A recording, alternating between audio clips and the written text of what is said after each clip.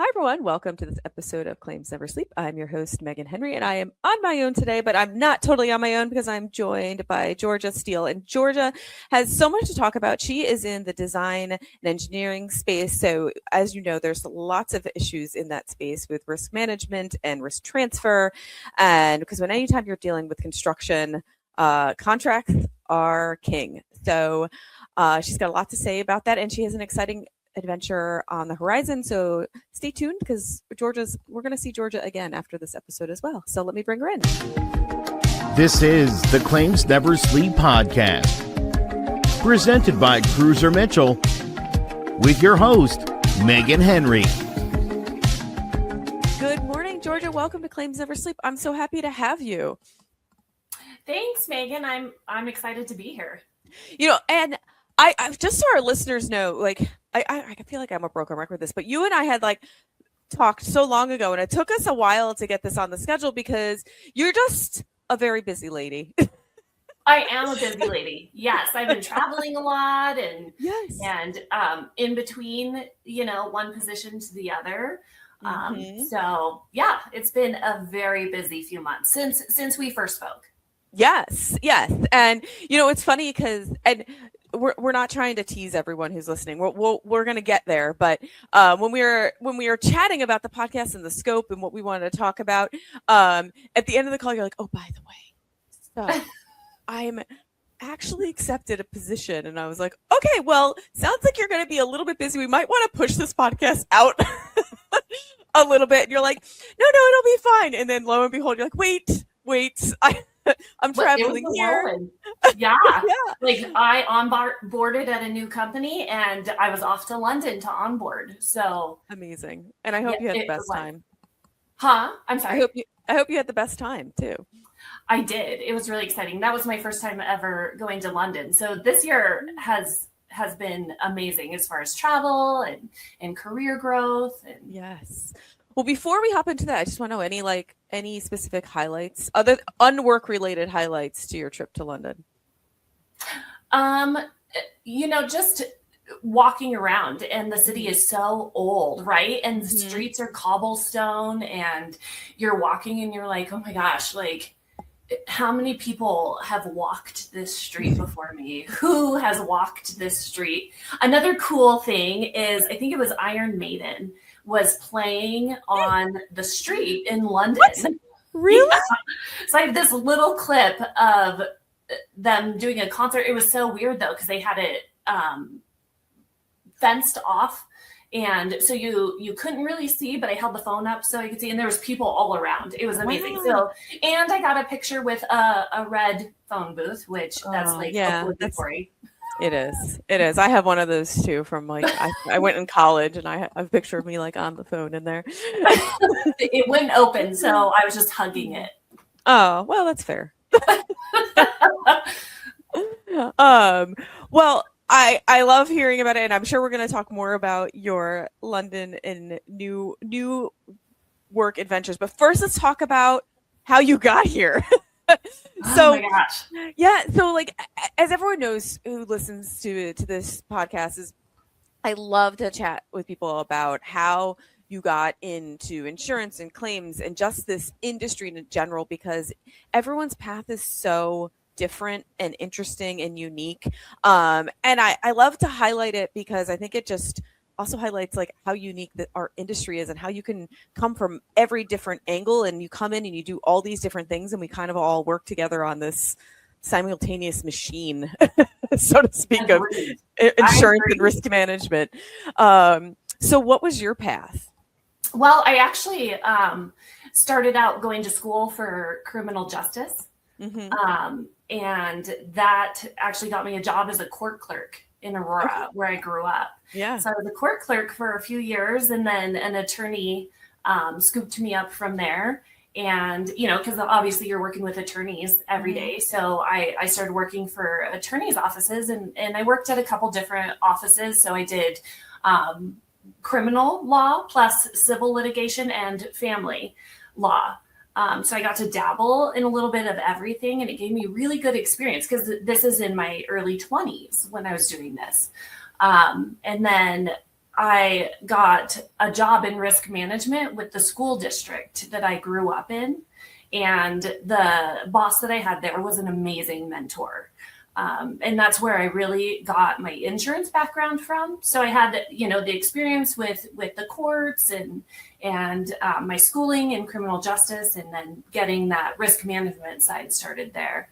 But that's actually where I realized that I was really good at it and I loved it. And we moved to Eastern Colorado. So then I got the same job pretty much with the school district where we lived. And I spent several years there while my kids were growing up in the school district, doing their risk management and all of their finance. And then I didn't want to be in the small town anymore once my kids got a little bit older. So I actually got a job with the city and county of Denver doing risk management for them, which then took me to the airport because it's also affiliated with the city and county of Denver. So I ran their insurance programs there. Wow. Yeah. Which is a lot. Like, It so, yeah, like I forget who I talked to. There was someone on this show of mine that we were talking about just the dynamics of an airport, and from a risk management perspective, it's just massive because there's so much going on. There is, but in our field, we always think of risk transfer too, right? So we have all the different airlines that are affiliated. Sometimes when things happen at the airport, there may not be, something that's wrong with the airport, as far as flooring or something that you would typically see. A lot of times it's the airline that has to take it, or a vendor. We have tons of vendors in the airport. I guess I won't name any specifically, but they also have to be accountable for some of these situations. So we really look at risk transfer too. Yeah. Oh, absolutely. I mean, like, because you have the gangways, and you have the bridges, and then you have the people taking the people from place to place. I mean, and who's responsible for what? In fact, I recently had someone on. We were talking about Amtrak, and it's like a very similar type situation with this different stations, and who owns the tracks, and who owns this type of the platform, and it's very like complex and very interesting. It is. And luckily, you get good staff in there, and they look at those things, because we're always trying to protect the entity we work for in our field, right? Right. It is a huge beast, but it is a well-oiled machine. So you're a risk manager at the airport, and then what do you do? Where do you go from there? Well, and I feel like, let me just preface this, because it sounds like I've had so many jobs. I have been doing this for over 20 years. I know I look young, but yes, 20 years. You look awesome. Whatever you're doing, tell me what your skincare plan is. Tell me. Maybe I was going to ask you the same thing. No, in risk management, the way to learn and to really get this experience is to move around. I worked in different places. So working in a school district is completely different than working for the city or the airport. I moved from the airport to a design and engineering firm, where we dealt mainly with large claims. So not only did we place the insurance programs, we, working for design, you have claims often. Yes. So, yes. And so tell me a little bit about that, though, because you worked for a pretty large, design and engineering company. And in there, you have very unique risks to manage as well, right? Because now you have giant builds, and you're responsible for giant builds. And so tell me a little bit more about that. Well, we're looking at contracts first and foremost. So we have our insurance, a robust insurance program in place. And then we're looking at contracts to make sure, that not only is the wording correct that's protecting us, but also the insurance requirements are what's the word? We're requiring enough for what the project revenue entails. So there's so many things, like we're looking at scope of work. What's the revenue? What's the cost? And making sure that I can't think of the word. Oh my gosh. I say this on a daily basis when I'm doing these trainings and I can't think of it now.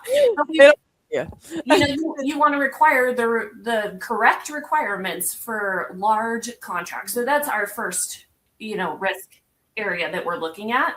And then we're also looking at subcontractors. So is the language correct for subs? Right away, we want to make sure that our clients are requiring the same requirements of their subs, and that we're all protected and we're getting those waivers of subrogation and indemnity language is in the contracts. What else? From contracts. Sorry, go ahead. I totally lost my train of thought. All these emails started popping in and I was like, ah. Oh, I know. So side note, that is always a tricky thing on the podcast, because work doesn't stop. Claims never sleep. So when we're on this, some things roll through that can cause us to lose our train of thought, because you're like, wait a minute, like what's happening over here? It was like ding ding ding ding. I'm like, oh god. So apologies. Okay. Everyone who listens knows and understands what it's like. Like think about it. I think I try a lot of times, and now we're going to sidetrack, but I try a lot of times, like when I'm working, to like, kind of like when I'm in my deep thought tasks, like try to ignore email. And then when you get back to email though, you're like, oh my God. My heart drops. What happened? Why is it dinging so many times? I know, it's just as a perpetual, never-ending to-do list in our positions. And I find it like sometimes I'm at my A game in organizing my tasks and like prioritizing, and other days like shit just hits the fan. And it's always on the day that you're like, today's going to be a chill day, I'm going to catch up. And then definitely. And then you drop everything to work on that one thing. But yes. I feel like that happens often. Yes. And in risk management, I mean, I feel like you be prepared. If you want to be in this field, be prepared to work all day and have tasks and have things that you're having to drop everything to put your mind to. And for me, that's how I work. So it makes it fun for me. Yeah, right. It kind of helps. Like, I don't know how you identify which like type you are, but for me, I'm not type A, but I'm also like not totally type B. I'm like, I guess I'm that type C. That the bounce. I work okay with the bounce. I mean, I do get overwhelmed, but I always have a to-do list. I have to have a checklist, but I do like the kind of go between all the things, and I never get bored. Same here. And you touch on so many things that you wouldn't think you would even touch on, and something pops up and you're like, that's a new one. 20 something years and there's still new ones. So that's exciting. And I'm like you, I have my pen and paper. I know lots of people like to use technology to do it, but I have kept spiral notebooks with my notes and my lists like you. I'm checking things out. Yes, I buy every year my planner, and like I it's every day. It just I carry it around like it's my little safety blanket, and every day I put my whole list on there. I figure out what, like, every day. I try, like, in the morning before I start my day, I like organize my list, and at the end of my day I try to be like, okay, what didn't I get done? And there's always the things that didn't get done, and they just the next day. I feel that so much. This is my security blanket. I love my spiral notebooks. Yes. So, but in the design and engineering world, though, when you were in that space, because like, what were some of your biggest like pressure points that you felt in as a risk manager in that space? When claims are coming in, sometimes they can be really unusual, and you're trying to figure out how you're going to trigger insurance to cover that claim. And you're always thinking, how do I word this? How am I going to work with the insurer to make sure that this is covered? And, nobody's being fraudulent or anything like that, but there is specific wordings in your policy that you have to use. And it's just, making sure that claims are covered and you're taking care of your entity. Yes. And have you found, like, because I mean, I imagine that your projects were all over, right? You weren't just yeah. Globally, so, you mean, or either US or globally. They were global. Yeah. So how was that? Like, what did you find the difference between, having a design build in the States compared to like Europe or somewhere else internationally? Like, I imagine the contracting is probably a little bit different. Like, how does it work, or how was it? Explain. Well, so currently I'm finding that the requirements that we have in the US pretty much are global. So you can require the same things that you would in the US to any other country, and normally they can provide these same provisions. Another thing is when we're doing these contracts and say, it's thinking about the person too, like our people, we need to make sure that we're getting travel insurance, or, it depends on who we're bringing in. Another big piece of it with US and out of country is that the US tends to take things to court more than anywhere else in the world. Mm-hmm. So when we have these requirements in our contracts, we are very stiff about making sure that we're getting them from US contractors.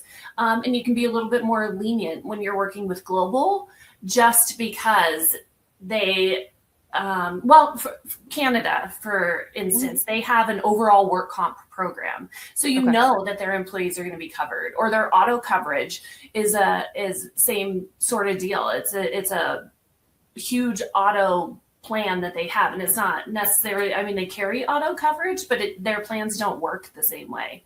So it's adjusting how you work with each country and how you can be a little more lenient because you know that it's going to be covered, whereas the US, you have to have it. Yes. So I would imagine then the US is obviously the most litigious place that you're in. But like, does it how does it change like the scope? Does it change like the scope of the project or the contract or the subs that you're using or the other contracts you're using, depending on where the project is physically located, meaning in the US versus outside the US? Like, I imagine like there's maybe some partners that you're like, like their contracts in the past, they won't agree to X, Y, and Z terms, so we can't utilize them here because it will open up a risk for us. Is that part of the consideration? That's a huge consideration. Yeah. So a lot of our subcontractors that are smaller present with gap risk because they cannot carry the limits that we require. And so we do it on a case-by-case basis, really. Mm-hmm. Our business leadership will actually look at each one that, if a subcontractor comes back and they say, I just can't get it because maybe the insurance isn't commercially available to them. Yeah. But we need them. Maybe it's in a place where the subcontractor provides a scope that just isn't available from anybody else. We will look at other subs, obviously, if that one can't present the insurance that we need. But if it's not available to us, then our leadership will take a look at each one on a case-by-case basis, and we decide as a company to take on that risk. Yes. So how involved did you personally get, like, in, like, not necessarily the day-to-day of a design and build, but like, are you on the front end, like, okay, we're reviewing the contracts, making sure we're covered, and then move on to the next? Or is it like a constant revisiting of an ongoing project? It is not. So we do review the contracts on the front end, but we do not work with the project teams. Actually, have risk people on their project teams that work with them. So they're doing risk analysis. They have the health and safety teams for each project. And so we really would not see it unless a claim came up on the back end. And then if that happened, I would meet with the project team. I would get all the information. And really, when we do our trainings, we tell them that you don't wait until we get a claim. If you think that a claim could come up, we need to know about it. Okay. So, like in that industry though, like other than like contracts, because that's obviously a risk management whole, but what are some of the other areas that you were seeing like more exposure to like claims or liability, especially when you're in the design space, right? If you're in the engineering design space, like they're obviously, engineers, architects are very precise, but when shit goes wrong on a project, people are pointing to, I see the two people that you point to are the general contractor and the architect. Yes. Yes. So what are some of your big entities, right? Yes. So everybody's like, these are the ones with the bucks. So these are the ones that we're going to go after. When actuality, there's only a small percentage that may be attributed to the design team, and it's based on every element. So they have hired a GC, like you said, or other team members to get the construction going, and there may have been something off in a lot of times there's another design professional working on a construction site, depending on how big it is, or a project, not construction site. And maybe their calculations were off, but it does affect us every time. So when we're looking at these claims that are coming in, we're looking at how much of that percentage is actually ours. Yes. Yeah.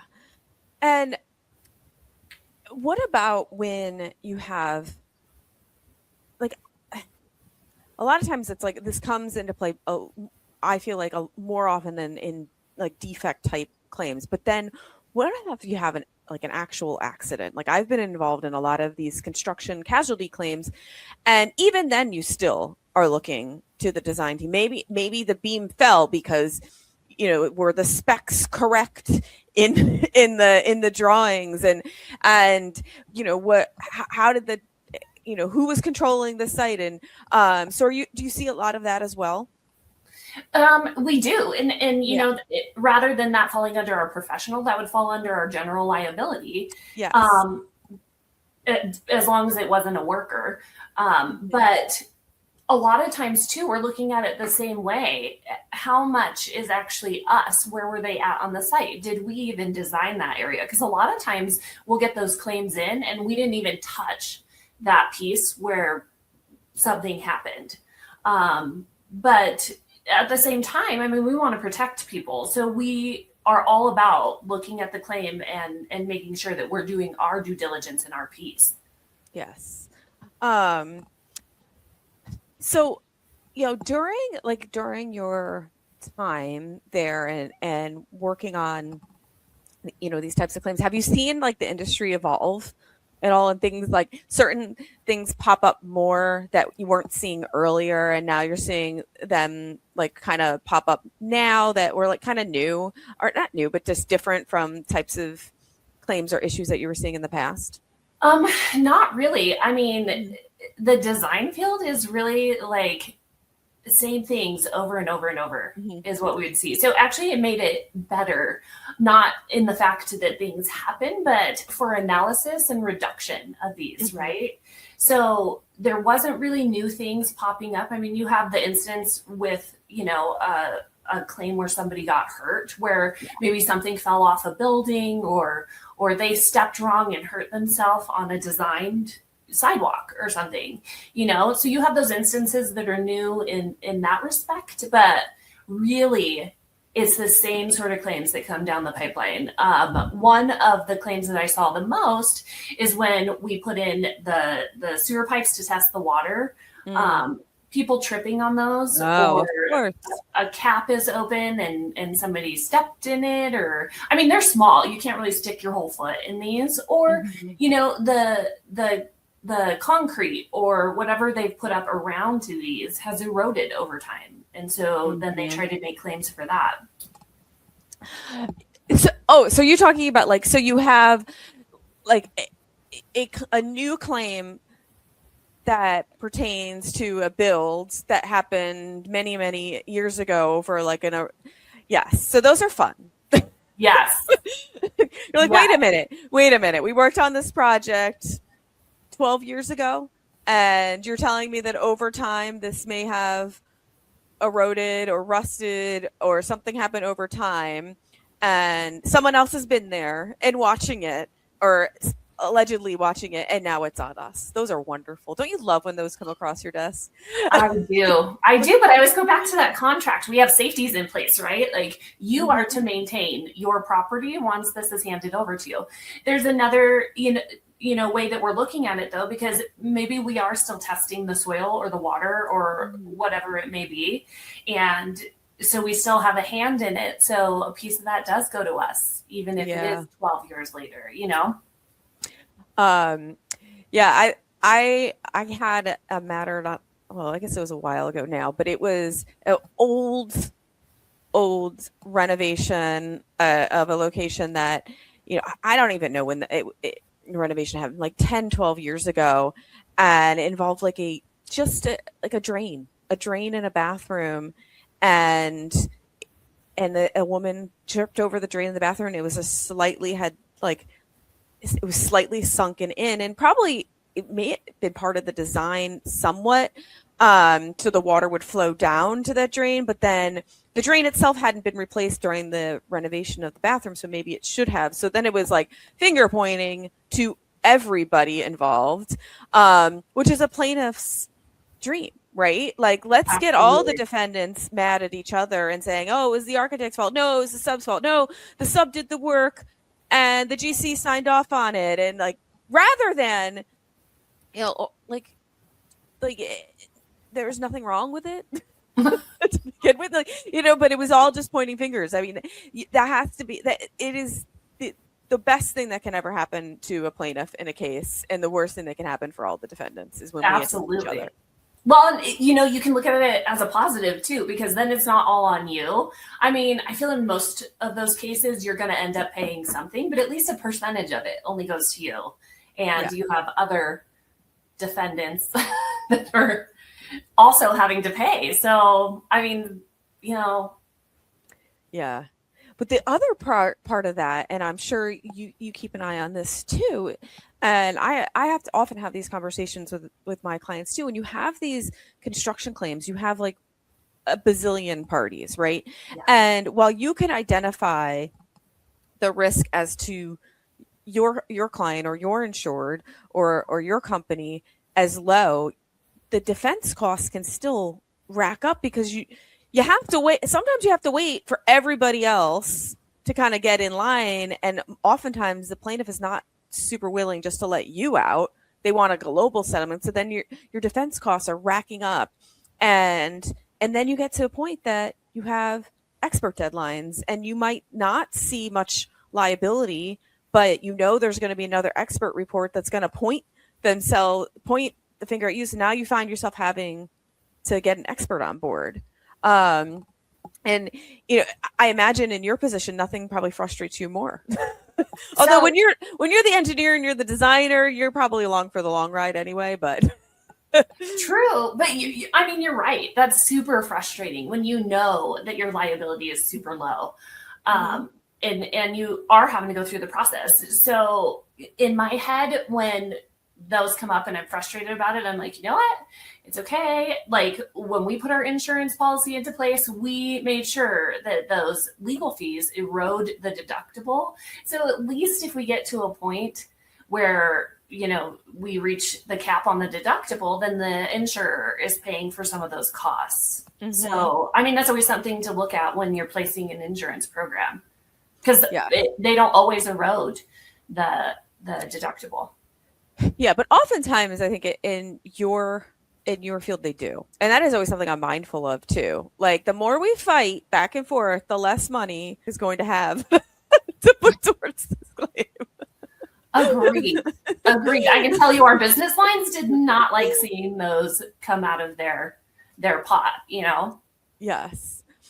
So tell me a little bit more about like what types or what types of risks are you seeing that are like commonplace that you've developed like kind of safeguards against that you're like, okay, we're seeing more of this, now we need to do more of that.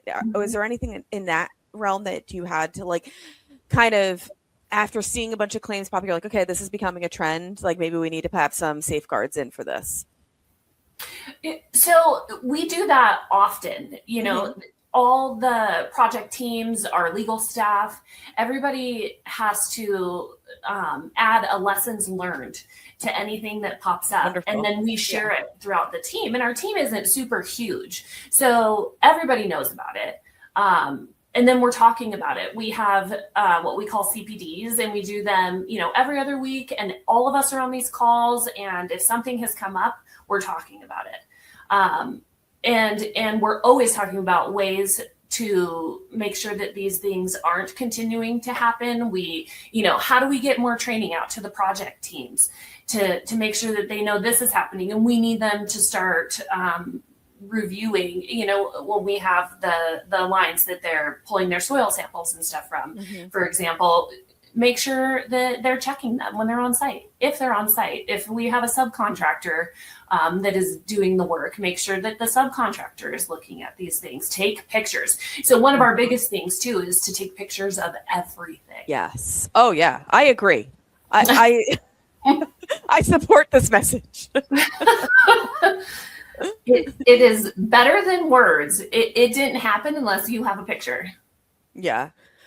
Yeah. And like pictures of every part of the process. And I understand it. Just hire someone who just takes the pictures of the process. Yeah. Actually, there was a recent build in Philadelphia that what they did is they actually, and it doesn't get the detail, but they set up a camera on a neighboring building to capture. I mean, I think their idea was more just to capture the time lapse of the construction of this building, but there happened to be a lot of issues with it as well. So they had this video, like a live feed video of the multi-year. Sucks for those people. Yeah, and at the same time, great for our side. Yeah. But it is so important because, like, after the fact, like, yeah, could the pictures hurt you? Sure. But wouldn't you rather want to know early on and just be like, okay, like responsibility? Yeah. Yes. Yeah. Agreed. It's always I document everything. Documentation is everything. So not even pictures. Document everything that you've done. All the conversations. Anytime you have a conversation with a client, make sure you're following up with a email. Yes. And sometimes this is a big challenge though in your field, especially because it's live and it's happening and there's a lot of moving parts. Although, you have your folks, like your engineers and your architects might not always be on site. So there's a little more documentation that there's more accessibility, right? Than if you're live and in the field and you're the GC and there's an issue and you have to make a call at the moment, or you have to figure it out on scene. But that is a challenge though, right? Like when things pop up in construction, like things happen and sometimes you need to adjust. You do. I mean, when our people do not have boots on ground, we're, having to rely on the GC or the teams that are on there, and there are co-defendants. So that's not always the best way to move about this. But yeah, I think it's always better for our teams if something happens to get out to those sites if they can. Mm-hmm. And I guess that's where it comes to play, where I imagine there's a lot of trusted partners, right? A lot of companies that you work with more so than others because you have this relationship and respect for each other's work, right? So you like know that they're going to do a good job. The GC is going to do a good job, and they're going to hire the right people, because I'm sure that is a challenge, because if your GC, I don't know how the contracts work if you have a say in who the GC brings on, but a lot of times that isn't the case. And the GC, and you might not like the GC's picks in subs, and the subs kind of can make or break a project.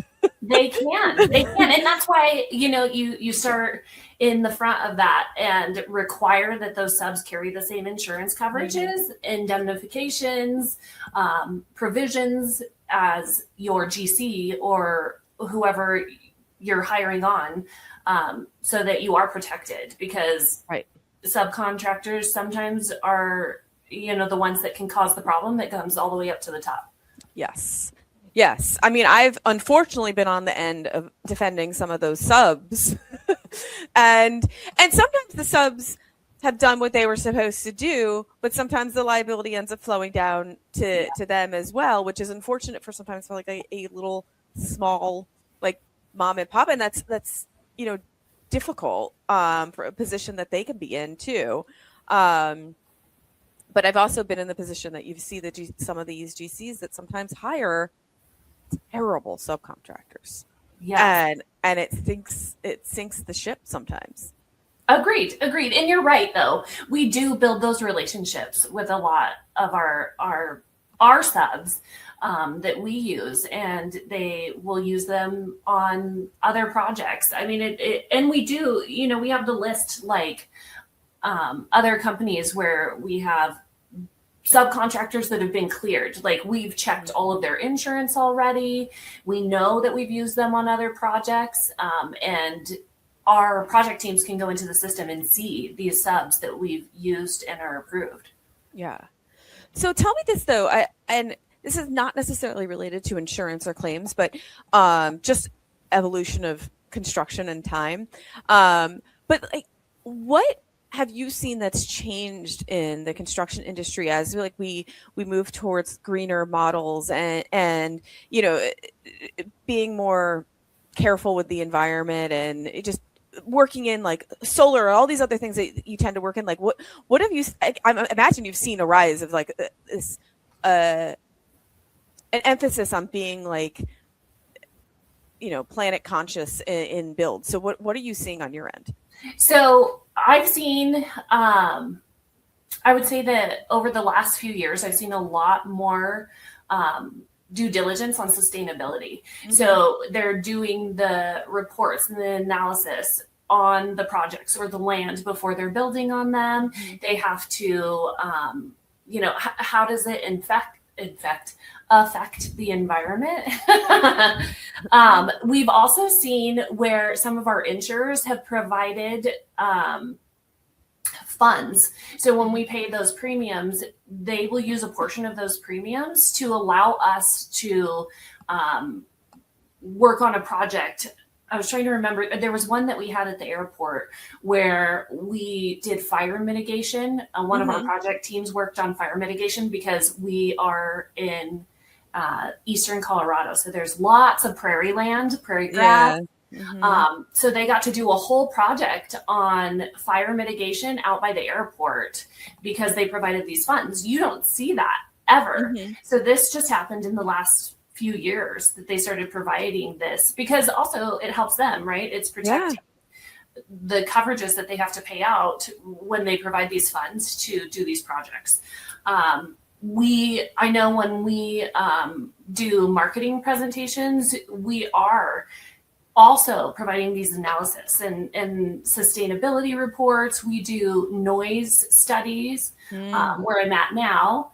And just really being diligent about how we're affecting everything else. So humans, environment, animals.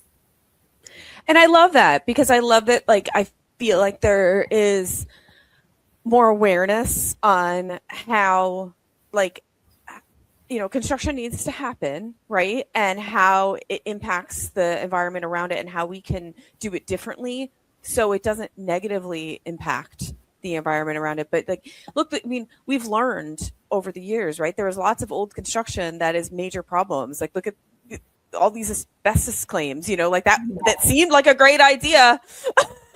Well, and you're looking at the forever chemicals, like those were used in fire suppression systems, and they didn't know it for years. And so there's coverages that you have to carry forever to cover in case claims come up from the PFAS. Yes. And like, but I like we're evolving, right? Like we know, like, and I like that now, there can be a build, but it can not be such a negative impact on around it, and that there's things built into place to support building more environmentally sound buildings, and then there's kickbacks for it, right? So it incentivizes that type of build. It does. It protects us and it protects the insurers. I know, in our downtown areas, we have buildings everywhere. We don't have green anymore very much, but I've seen, and this wasn't with my company that did this, but they built a building that actually has, the gardens throughout the building. I'll have to take a picture of it and send it to you, but it's, environmentally sound or helpful. I don't know if it helps more, mental health rather than the environment, but it's beautiful, and it definitely adds to the area.